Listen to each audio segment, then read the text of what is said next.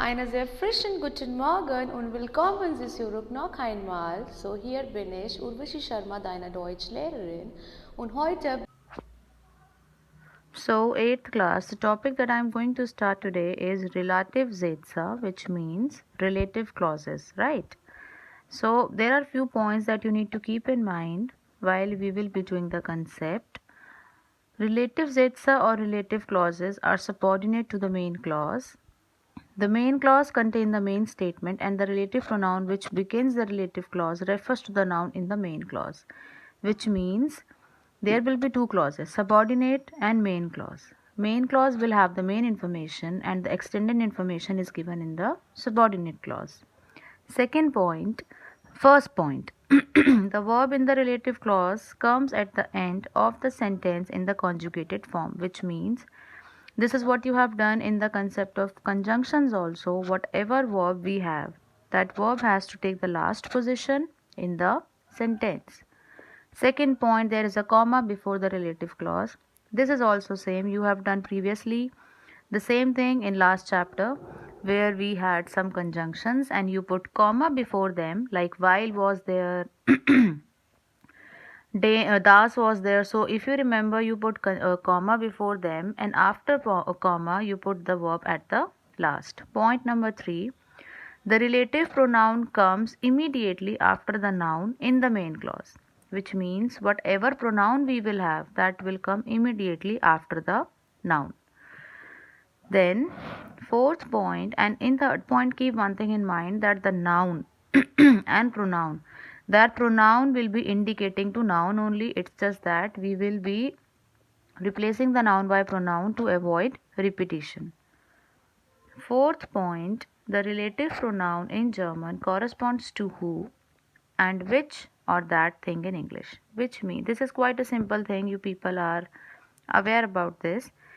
In German language or in any language, who is referred to a person, that means a living thing.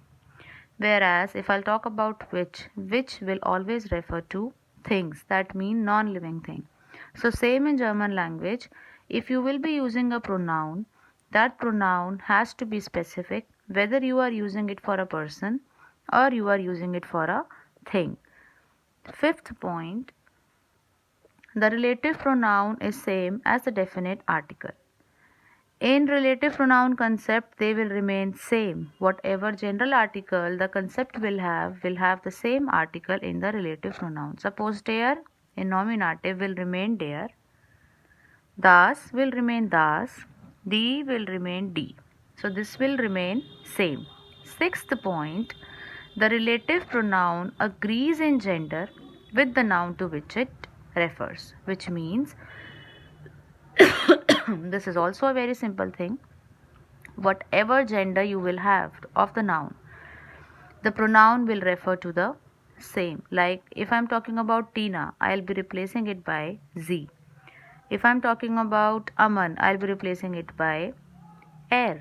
So whatever gender you will have of the noun, the pronoun will be used accordingly. Seventh point, the relative pronoun has its own case and changes according to its function. This is a quite a normal point. It has its own case and it will change according to its function. Now here we have one table. You can see this table.